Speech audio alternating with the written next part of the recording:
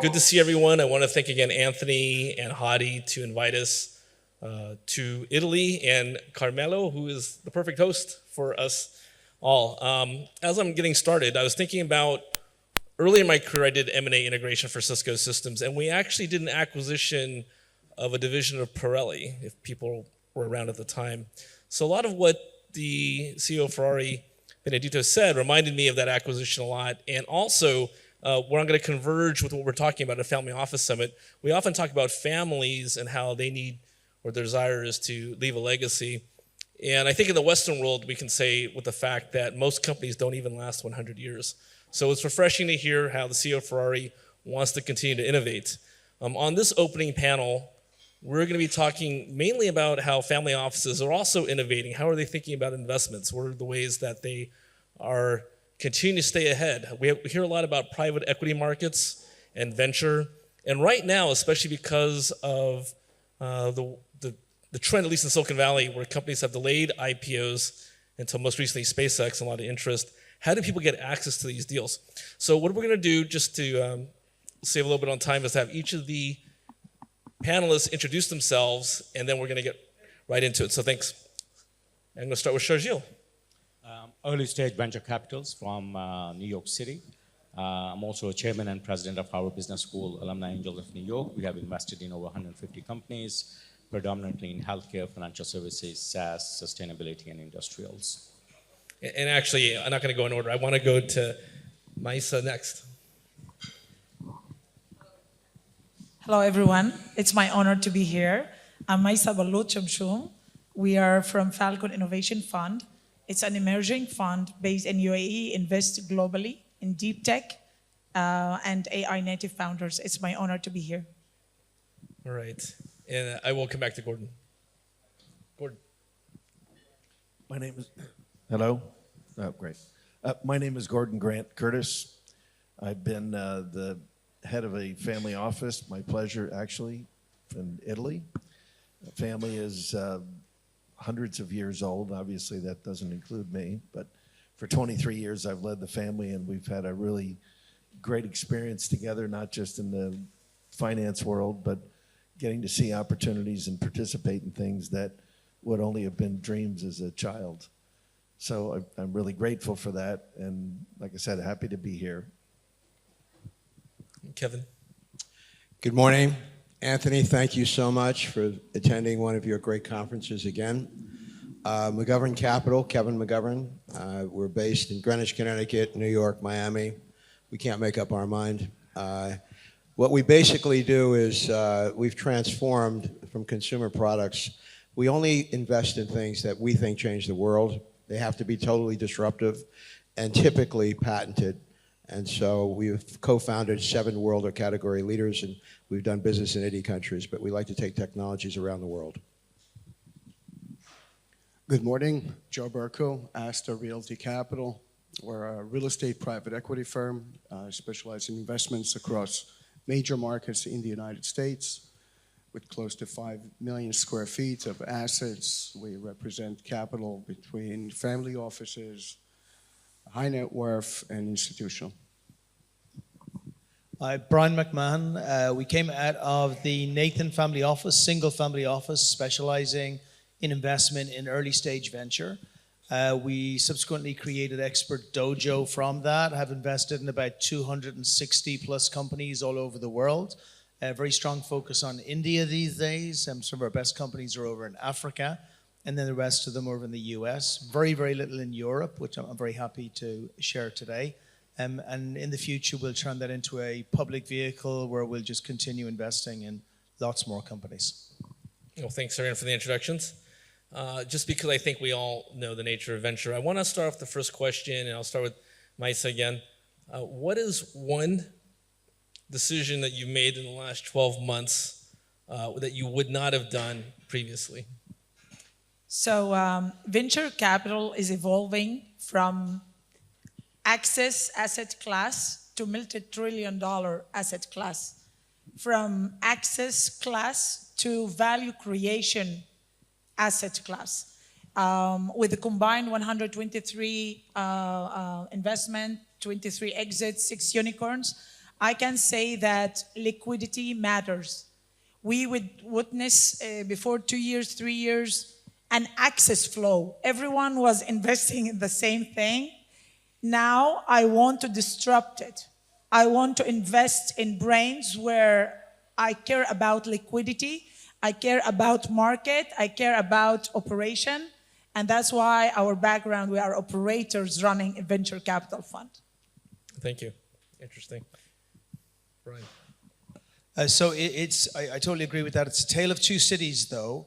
On one side of it, everybody in the venture space has been starving for liquidity for about 5 years. No IPOs or very few, hardly any acquisitions, most of them not very good, and just very, very little liquidity. So it's been really hard. So what's happening right now in Silicon Valley is truly sensational. On the other side of the coin, it's maybe one of the greatest heists of all time.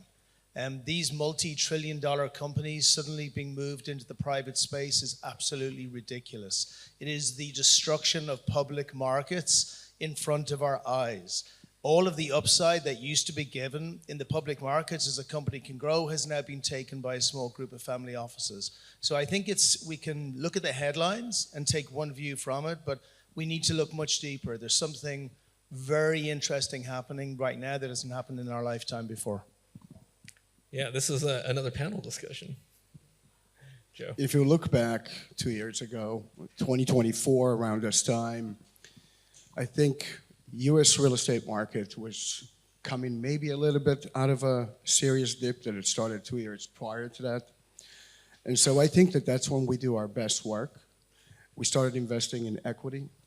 Equity was really a market that's deprived of equity. Transactions were at the bottom. Pricing was at the bottom. So we came in, we started doing equities. Today, the last several months, we launched our new fund, an income fund. Certainly changing what we used to do 2 years ago from equity into credit. And so today we can find great arbitrage in placing capital, achieving very similar results that we used to get from equities, and going full force ahead. A lot of the banks are coming back into the market. We do a lot of ventures with local banks where we take positions or take a lead into new construction, new development, where we are in fact financing those transactions. So I find it to be a creative time for that. Kevin. Keith, there's two categories that I would not have invested in 12 months ago or become partners in that I've now become partners in. One is farming. We have a complete substitute for all urea fertilizer, which is 800 million tons a year. It's a complete substitute for all the plastics involved. And second of all is software. I never wanted to invest in software because I thought it was too temporary. You know, some people prove you wrong. And the father of the cloud came to us, and he said, I want you to represent us for an intense geolocation technology. We introduced him to the US government and certain bodies. He's very happy. And now he's introduced us to a whole new concept in AI of emotional intelligence. To make a good decision, you need emotions. And he has now replicated the human brain where he feels that he can add human intelligence and emotion to AI. It's a whole radical world. And we're very much involved in it. We never would have done that in the past. Thanks, Kevin. And I want to talk to you more about this later because there's a talk in Silicon Valley that traditional software is not being invested in, especially B2B SaaS. So I think in terms of all the hype around AI, artificial intelligence, was a panel later today. We'll talk more about that. But it's interesting, and that's a good example of doing something you wouldn't think you would do 12 months ago. Gordon. How many people here have been to the circus? Come on. All right, good. So AI, the analysis that I look at is that you go to the circus and you see the lion and the guy that trained the lion, and the lion is docile and does tricks and all that sort of stuff. But yet in the jungle, if you get out of your safari truck, you're dinner. And that's sort of what's happened with AI, is that we've taken this garden hose and opened it up, and there's an incredible flood of information and capabilities, and some people just look at it as Google on steroids.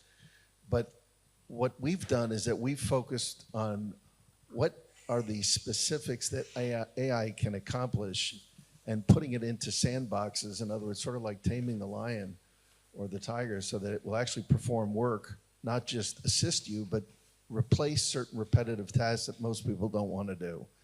And if you do a good job at that, then it's not something where you have to create more work, where you're supervising something that was supposed to do the job, and now you've got double the amount of work, which I'm seeing all over the place.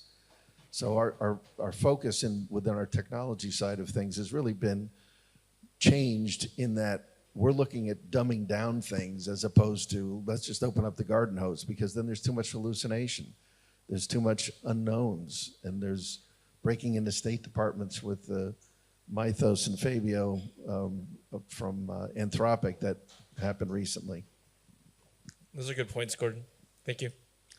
So we continue to look for more than the right team, more than anything else. AI is great, but it's just the latest disruptive technology for us. It does reduce the time from prototype to development and to market, but overall, we don't see like huge change. That's what we're doing. Another big change we have seen is, as was mentioned before, very quiet 5 years, and suddenly there are exits and up rounds. We had 3 exits so far, quite good, and we are working on 3 more exits, including IPO readiness. So that has changed a lot, where you have availability of liquidity in the market that was not there for a good 5 years. All right. Well, thanks, everyone, for starting off with the first question. I'm going to be a little bit tongue-in-cheek next, and I'm going to talk about how oftentimes GPs find that family offices are pretty finicky. They make decisions, to quote, who they like best at a dinner, and so they get frustrated sometimes. And I'm purposely going to my friend Brian to start off this question because I know he often holds back and he isn't really able to freely express himself. I'm so anxious to say stuff right now. Everybody here does know that valuations do not follow great companies. Great valuation follows great hype. Like most of the people investing in Anthropic have no friggin' idea what they're investing in. They don't know if it's a good company, bad company. I know this is not your question, but I just want to lay a foundation here that we are in one of the greatest hype and manipulation markets of all time. Yeah. And nobody here is playing that game. Everybody here is way down on the pyramid scheme. And you got to be really, really, really careful, because $2 trillion IPOs are not a thing, just in case anybody thought. So please go ahead with the question. I feel better now. I feel okay now. Let's stick with this one. Tell us how you really feel. Stick with this topic. Brian and I share stages a lot, but I do want to stick on this topic. I think that's also relevant. If we want to talk about Anthropic, right? I'm in Silicon Valley.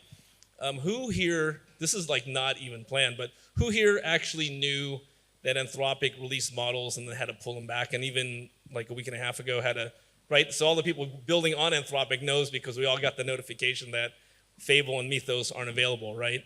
And I think we can get into the geopolitical, which I did a show on. I didn't want to take up too much of my intro, but I have a weekly radio show on technology and business for those who haven't met me yet.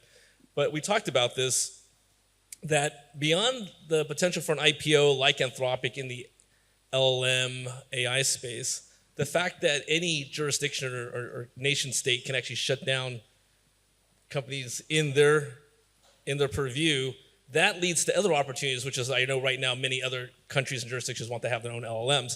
But going back to what Brian said, this hype market, that should have been very reactive, right, in terms of what the valuation would be. And we can stick with Brian, and we can go to Mesa. This is open to anybody who has a yeah, I mean, I personally reviewed SpaceX 3 times and it declined because the valuation was too high and the key man risk. If something happens to Elon today, we all know what's going to happen. The whole thing is going to collapse. So it's okay to spend or invest some of your money in it, but to actually bet your house on that, it doesn't make sense. It's already down 25% from high water mark. Let's see how things go. Obviously, it has accomplished a lot, but this is corporate America for you and entrepreneurial America for you, where you have the opportunities, and if you're a good showman that can deliver some value, there is going to be you are going to be rewarded for it, and that's an example of that. Thanks, Kevin. You know, I was at a dinner last Monday night in New York, and this venture capitalist, who I was not terribly impressed with, so maybe I picked on him a little bit, he said, I haven't seen the results of AI yet. And I said, you should have a daughter that's working in the executive suite at Amazon who told you that she wakes up every morning at 5 o'clock to make sure she hasn't been laid off. Because tens of thousands of people are being laid off by the technical companies. And AI and remote is here. And what I said when I was at FII in Riyadh, and I'll say it again, is the rich are getting richer and the poor are getting poorer. And Arab Spring can happen around the world. And we need to be taking care of all classes of our society, not just the rich, and not just AI. We need to be dealing with farmers, with people that don't have money, et cetera, or else. And that's my heart speaking, but it's also my brain, Keith. Because I think for our survival, we need to be taking care of all classes of society. And if we're not, good luck to all of us. And by the way, that's coming down the tube right now. What Kevin just said is we are about to enter the greatest K-shaped economy of all time. Microsoft, IPO'd at $200 million, I'm sorry. So there was there was a great upside, 15, 20% every single year for 15, 20 years. There's no upside in the public markets for these IPOs. It's a land grab for very few families. And it's a problem because once the stock market has gone, there's nowhere else to make money. Probably, and then we hit 2030 and problems are going to come. So Kevin's right. Yeah, it is sobering that the new top technology companies, many of them are larger than most economies in the world. So yes, Maisa. Just to add, in a metaphoric way, there's a sentence called "perceive and learn from your misery." So we are in a miserable economic era where I want you all to just stop and learn and try to understand like what we should do different, because things are moving. The tech is moving. You know, the gravity of this world is moving, and it's time to think different. Think different, the Apple slogan. So I'm a huge fan of history, a student of history. And Einstein had this famous quote that history does not repeat itself, but it often rhymes. And so I think about what Maisa said, I mean, the whole entire panel, I think there is going to be great economic dislocation, but in every industrial revolution, overall society has overcome, but the people that have been impacted the most are the people that are immediately affected economically, either through layoff or university students, and that's what really worries me. And I know this is what we planned on this panel, but I think it's super important that we're talking about it. So Brian, thanks for kicking it off. Can I bring up another contentious issue? What was that? So I have 266 investments all over the world, all early stage companies. I have approximately 50% of those investments in the United States. I have about 10, 15% in India, which will grow up to about 30%. I have a bunch of them in Africa and a bunch in Latin America. I have one company in Europe.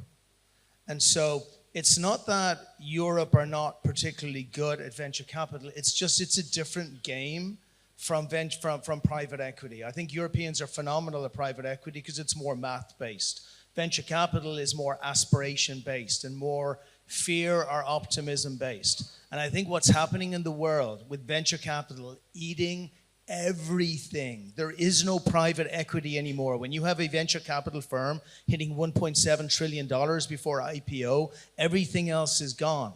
And so we're in Europe. If we were in America, I wouldn't care. But I'm Irish, we're in Europe. And so I'm saying you gotta be really, really, really careful, because if the United States control virtually all venture capital, and more is gonna go into the venture capital realm, Europe have a huge problem unless the mindset changes. Can I make one comment to Brian? One of the reasons I don't think you invest in Europe, but I'm not reading your mind, you're a very successful guy, is entrepreneurs are not proper. They're not proper. What? They're not proper. They don't believe in the proper way of doing things. They do the things that are different. And so a lot of times people look to proper people in terms of management, et cetera. And we look for people that are improper, not rude, but improper. And when they say, I can shake it up and I can change it, those are the people we want to invest in. So a lot of times the proper people, they don't understand venture capital. Entrepreneurs deal with adversity every day. They can't be proper. They got to deal with it, and they got to pull up their jeans. I learned how to wear jeans when an entrepreneur. You just have to be really, really down to earth and figure it out fast and furious. This is my only suit. I wore it for here. It's true. That's so well And said. did you wear about it for here proper. because you're in Europe or for another reason? No, but that's beautifully said by Kevin. It's true. It's proper. The proper is actually the enemy to success in early stage venture. It's beautifully said. I've seen a live example with Albert speaking about how he brings hyperbaric chambers into a market that is starving for it, right? It's something that's extremely important, something that changes lives. And yet the bureaucracies and the pushback, whether it is big pharma or anything like this, it was quite shocking. It was quite shocking. So I acknowledge you very much for doing that. That's quite a thing. Yeah, I mean, it's interesting. Benedetto was kind enough to talk to my 10-year-old son last night, and the key message he told him was, Ferrari is a dream, and you have to earn it. There is enough aspirations here. There is, amazing design, but the ecosystem is not there where you have the opportunity to fail. It's relatively easy to capitalize. And the whole culture of having a little bit of a chip on your shoulder and proving the system and the organized corporates wrong is just not there. I was brought up in Pakistan and England. I was born in England. I see the difference. And I've been in the US for 30 years now.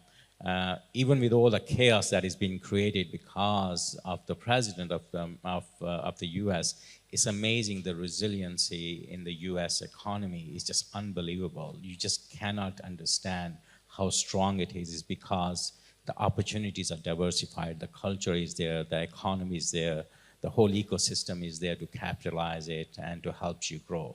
And that takes generations, to be honest. So you have the fundamentals in Europe, but you need to figure out how to expedite your culture of success and failure and celebration of that. Gordon? An interesting statistic is in America, 99.9% of all businesses are small businesses. They contribute 40% of the GDP. They're completely underserved. They are forgotten. They are lost. They have no idea what AI even means. This is the growing sector. This is the sector that there is no greater pleasure than helping somebody grow a small business or even buy a small business, and it is forgotten. So here we are, these huge wealth managers, including our family. We're always going lion and bear hunting, but the truth of the matter is that it's right in our backyard. I mean, 90% of the world are small businesses. I'm not sure what that represents in GDP for that statistic. But the opportunities have to be groomed. You take a guy with the average pizza shop that does $1.2 million a year in the US, makes $100,000 a EBITDA. He has no idea what he could do better than being on a bicycle ride. And the bicycle ride as well, his dad did the same thing. He had the same pizza shop, and he's trying to give the pizza shop to his son. But the reality is there are things that could change that could make his life easier and better. Maybe the fact that he could buy more pizza shops. Maybe the fact that he wants to sell to somebody else and get no different business. Who knows? But that opportunity is there. But it's up to us to decide, and I say us, people who want to be involved. How do you help these people and at the same time make money? Well, a lot for us to think about in terms of the geopolitical, the things that are talking in venture. I was going to chime in, piggybacking on what Gordon said, and the theme overall is that I think that there is the concern, the fear, the threat of what artificial intelligence automation does to establish industries. What does it mean to venture? But also, I think in terms of those that are able to harness the technology, especially in the small, medium businesses, they will figure things out and thrive. What I'm concerned about is the economics of what the large LLM companies have right now, because we're actually being subsidized. There was a statistic, and again, this isn't the AI panel, that's this afternoon, but there's a statistic that an engineer fully deploying and using their, say, Claude or OpenAI, they're consuming, in some cases, like $14,000 of tokens a day, right? So that is where you heard of companies. There's a company that was undisclosed publicly about a month ago that they burned through their entire annual budget of tokens in 1 month. It was $1 billion, right?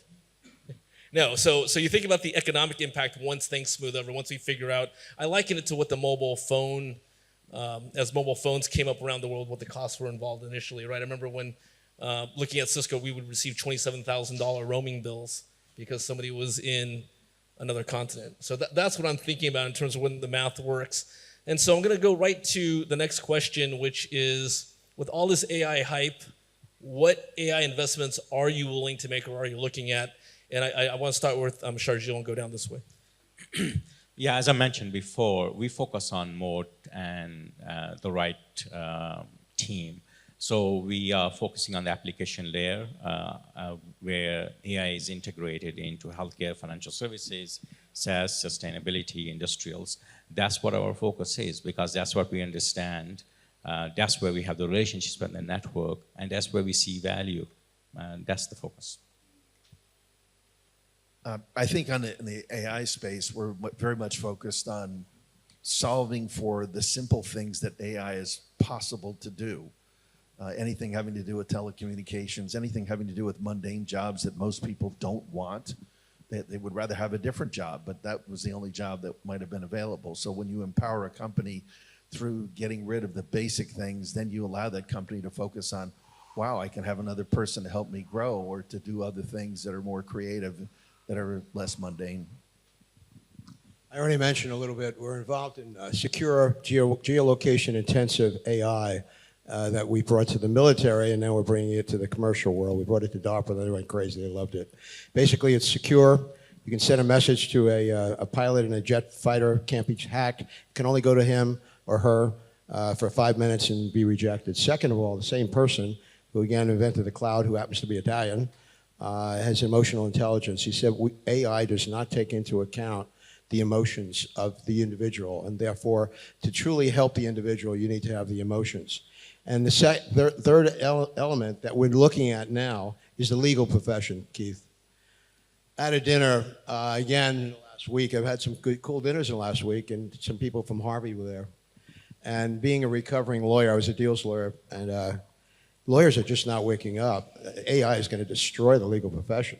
And they need to realize that the future of lawyers is not going to be learning the law, it's going to be learning psychology. And future lawyers are going to be half psychologists and half lawyers, because the best lawyers are the ones who solve problems, and solving problems is not just a legal analysis, it's an emotional and psychological analysis. So certain industries are not waking up. And even this gentleman from Harvey, who I won't mention his name, said, the people we work with are just not waking up. They don't realize that the legal profession is really, really in trouble. And, you know, it says something, is a legal degree good? Yes. Somebody mentioned that to me last night, and I realize it, but it's going to need a total revamping, and AI will be part of it. And last point, every one of our companies is using AI to help themselves. So the micro side of AI is in everything we do now. It's amazing. Thanks. Joe. You know, if I converge two worlds together between AI and what we do in real estate, I mean, what I stay away from is data centers. And the reason I do it is because I consider it to be most binary type of investment we could do, right? We're subject to one tenant, massive space. If technology keeps on moving the pace that it's moving, it's bound to. You know, this tenant might find himself very quickly out of a need for all those hundreds and hundreds of thousands of square feet. There's other issues that involve, like energy, which we're all aware of, but I never want to put investments into real estate that goes into either we win and we get paid our rent, or a tenant decided to leave because the space is obsolete and it's only been a quarter of the lease time. So I know it's not popular, but data centers being the darling of the industries right now, I'm definitely out. Yeah, that's actually quite contrary to what people want to do right now. That's good, Joe. Yes, so a few things, as always. Firstly, I love Joe's model, always have done. It's very straightforward. Every year it stays the same, 10, 15, 20% returns. It's in real estate. Our world is the absolute opposite of that. Venture. So my two messages are, one, for Europe, be careful. These next 2 or 3 years are everything. Unless there is huge change in Europe, it will be impossible to catch up. I don't want to be dramatic, but you've no idea. And I say you, I'll say we, have no idea how far behind that Europe already are and how much further behind Europe are going to go. There's insurmountable amounts of money being put into the United States. Number two, venture capital itself, how it's being deployed, it hasn't changed in 40 years. It's exactly the same as when Bill Draper and Pitch Johnson started off the first venture fund 40, 50 years ago. Nothing has changed, but it is all going to change. Anyone who does venture, the same as they did 40 years ago, are dead in the next 3 to 5 years. We started out as an accelerator at the beginning. Then we started to bring in warrants and options. Then we started to bring in a marketing company to give free marketing. Imagine a venture capital firm giving free marketing to founders. Then we brought in private equity. And then we realized, shoot, we're a private equity firm disguised as a marketing firm, disguised as a venture capital firm, disguised as an accelerator, and disguised as a growth hacker. The future of venture capital is nothing like how it was before. The final point I will mention is, where am I spending all of my time? Hanging outside IITs in India. Those kids are coming out brilliant. We need to be where the future of great entrepreneurs are, and we need to make sure that we're finding those people, and the same thing applies for Europe. Thank you for the question. It's a great question. I think I'm very focused on two things. I'm focusing on extraordinary minds, the people that are not building only AI, LLMs, models, they are building the infrastructure, because the world are going to infrastructure based. So we are going to witness, Mr. Ferrari just said it, my background coming from industrial lines, guys, like pricing, efficiency, industrial problems. These are the spaces we are interested in. So we invest in frontier engineering, robotics. We invest in medtech and health tech. We invest in infrastructure. We invest in deep tech, research-based problems that are going to change our world. So I'm very focused where to put our money. And I don't invest in headlines. I don't invest in a great team. Okay, how do you gonna operate? I care about operation. I care about time to market. How we are global, guys. How do you want to enter markets? How I can help you enter market? How do you want to solve the problem? And this is the extraordinary mind disrupting. Okay, everyone goes to the right. I want the founder that comes and tells me. I tell him, "Can I have this?" And he insists and show me why he should have why. And then I'm caring more to invest in him because he will show me the way things I don't see myself. And this is kind of the edge I'm looking on. I'm looking on the tech edge more than anything else. Thank you.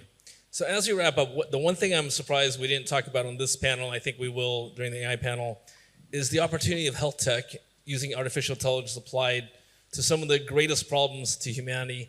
And what I mean by that is, how many, when you use ChatGPT or Anthropic, it takes a long time to get a result when you're doing a query? And how many times do you get something back really quick? Do you know why you're getting it back really quick?